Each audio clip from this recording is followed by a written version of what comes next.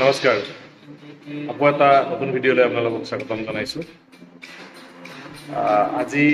আমি কথা পাতিব বিচাৰিছোঁ অকণমান পৰিৱেশৰ ওপৰত 5 তাৰিখে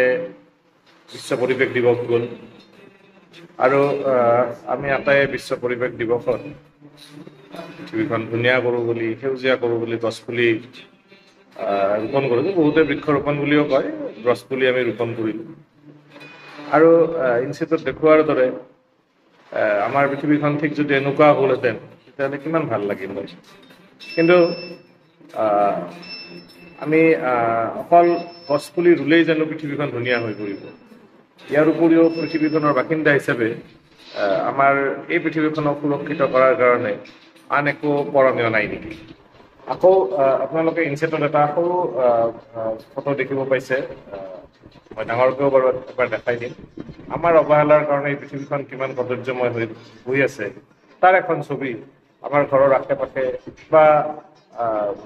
আমাৰ ওচৰে পাজৰে বিভিন্ন ঠাইত ঠিক এনেকুৱা পৰিৱেশ আমি সদায় দেখা পাওঁ পৰিৱেশ ৰক্ষা মানে অকল গছপুলি ৰোপণ কৰাই নহয় আমাৰ গোটেই পৃথিৱীখনকে ধুনীয়া কৰি ৰখাৰ কাৰণে আমি সদায় প্ৰচেষ্টা হাতত ল'ব লাগে গছপুলি ৰোপণ কৰিলে নিশ্চিতভাৱে পৃথিৱীখন সেউজীয়া হ'ব বা গছৰ যথেষ্ট প্ৰয়োজনীয়তা আছে কাৰণ উন্নয়নৰ সময়ত বহুত ডাঙৰ ডাঙৰ গছ গছনি বৃক্ষ আমি কাটি পেলাবলগীয়া হয় গতিকে সেই হিচাপে আমি গছপুলি সদায় ৰোপণ কৰিব লাগে কাৰণ গছৰ ছাঁত আমি জিৰাব পাৰোঁ আৰু আমাৰ এই পৃথিৱীখনৰ অন্য যিসকল বাসিন্দা আছে চৰাই চিৰিকটি জীৱ জন্তু তেওঁলোকৰ কথা ভাবিও আমি গছপুলি ৰোপণ কৰিব লাগে বিশেষকৈ কিছু বছৰ আগতে 2021ত আমি এটা ইনিচিয়েটিভ হাতত লৈছিলোঁ য'ত আমি ফল মূলৰ গছপুলি আমি ৰুইছিলোঁ যাতে চৰাই বা বিভিন্ন জীৱ জন্তু যিবিলাকে ফল মূল খায় তেওঁলোকৰ কাৰণে খাদ্যৰ অকণমান আমি ব্যৱস্থা কৰিব পাৰোঁ তেনেকুৱা ধৰণৰ আমি চিন্তা কৰি পেলাই ৰোপণ কৰিছিলোঁ কিন্তু অকল এইখিনি কৰিলে আমাৰ পৰিৱেশ আমাৰ পৃথিৱীখন ধুনীয়া হৈ নাথাকিব চবতকৈ যিটো বিপদজনক কথা এই মুহূৰ্তত আমি অনুভৱ কৰিছোঁ এইটো হৈছে প্লাষ্টিকৰ অবাধ ব্যৱহাৰ সুপ্ৰিম কোৰ্টে প্লাষ্টিকৰ ব্যৱহাৰত বাধা লগোৱাৰ পিছতো নিষেধাজ্ঞা দিয়াৰ পিছতো কিন্তু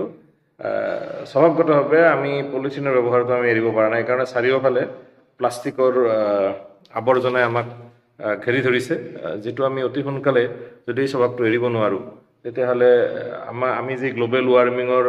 ভাগত পৰিছোঁ বা আমাৰ যি কৃষি মাটিসমূহৰো যি ধৰক প্ৰডাকশ্যন কৰাৰ ক্ষমতা সেইবোৰো প্লাষ্টিকৰ কাৰণে কমি গৈছে গতিকে এই কথাটো মই অকণমান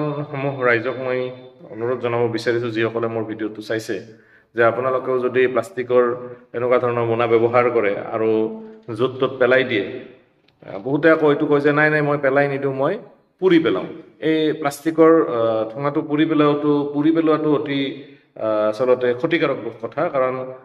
প্লাষ্টিক বস্তুটো কেতিয়াও যেতিয়া আপুনি পুৰিব পুৰাৰ পিছত এই প্লাষ্টিকৰ এই হেৰিখিনি শেষত গৈ পেলাই লাৰু হৈ পেলাই বহুতখিনি থাকি যায় মোৰ ঘৰৰ ওচৰতে কিছুসংখ্যক ব্যৱসায়ীয়ে এনেকুৱাকৈ প্ৰতিদিনে মই দেখোঁ মই আপত্তিও কৰিছোঁ যে প্ৰতিদিনে তেওঁলোকে প্লাষ্টিকৰ গিলাচ বা পেকেট এনেকুৱা ধৰণৰ এইবিলাক পুৰি পেলায় আৰু তেনেকুৱাতে পুৰোতে ঠাইখিনি প্ৰায় অলৰেডি 2-3 ফুটমান ওখ হৈ গৈছে অৰ্থাৎ তাত প্লাষ্টিক জমা হৈয়ে আছে এইটো শেষ হৈ নাযায় আৰু যিখিনি ধোঁৱা ওলায় সেই ধোঁৱাখিনিও যথেষ্ট ক্ষতি কৰে আমাক ধোঁৱাখিনি বতাহৰ লগত মিহলি হৈ আমাৰ শ্বাস প্ৰশ্বাসত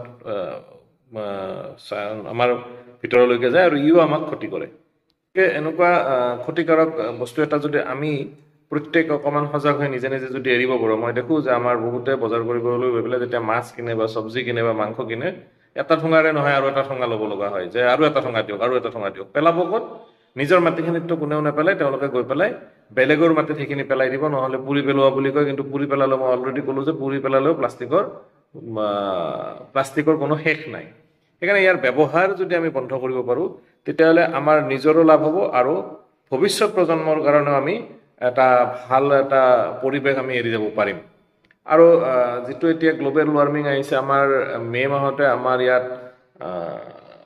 টেম্পাৰেচাৰ 40 ডিগ্ৰী 38-40লৈকে গৈছে আৰু আমি ফিল কৰিছোঁ 48 ডিগ্ৰী তো 48 ডিগ্ৰীৰ উষ্ণতা আমি ফিল কৰিব লগা হৈছে ইয়াৰ কাৰণ অকল গছ বিৰিখ কমি যোৱাই নহয় এই প্লাষ্টিক আদি কথা বতৰাবিলাকেও আমাক যথেষ্ট অসুবিধাৰ সৃষ্টি কৰিছে আৰু সৰুতে আমি গাঁৱত দেখিছিলোঁ গাঁৱত কিছুমান সৰু সৰু খাল আছিল বা নলা আছিল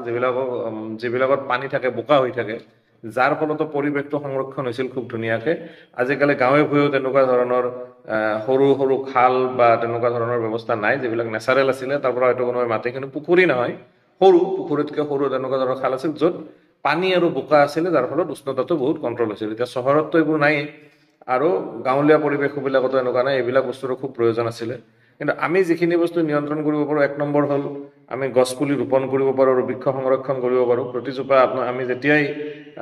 গছ ৰোৱাৰ সাধাৰণতে খুব উৎকৃষ্ট সময় বহাগ মাহৰ পৰা আৰম্ভ হয় আৰু বাৰিষা কালত অতিপাত বৰষুণতো গছপুলি ৰুই ইমান লাভ নাই আৰু খৰাং বতৰততো গছপুলি ৰুবই নালাগে তো আমি অন্ততঃ বহাগ মাহৰ পৰা আমি যদি গছপুলি ৰোৱা কাম আমি আৰম্ভ কৰিব পাৰোঁ প্ৰতি বছৰে যদি একোজন ব্যক্তিয়ে যদি এডালকেও গছপুলি ৰুই তাক সংৰক্ষণ কৰাৰ ব্যৱস্থা কৰিব পাৰে তেতিয়াহ'লে খুব সোনকালে আমি বহুতখিনি সকাহ পোৱাৰ সুযোগ আছে আৰু তাৰ উপৰি আমি যদি অকল এটা হেবিট যদি আমি সামাজিকভাৱে যদি এৰিব পাৰোঁ প্ৰতিজন ব্যক্তি ইণ্ডিভিজুৱেলি যদি এইটো সিদ্ধান্ত লয় যে মই আজিৰ পৰা প্লাষ্টিক ব্যৱহাৰ নকৰোঁ তেতিয়াহ'লে খুব সোনকালে আমাৰ পৃথিৱীখন আকৌ ধুনীয়া হৈ পৰিব এইখিনি আশা কৰি মই ভিডিঅ'টো সামৰি মাৰিছোঁ আপোনালোকে কেনে পালে জনাব ধন্যবাদ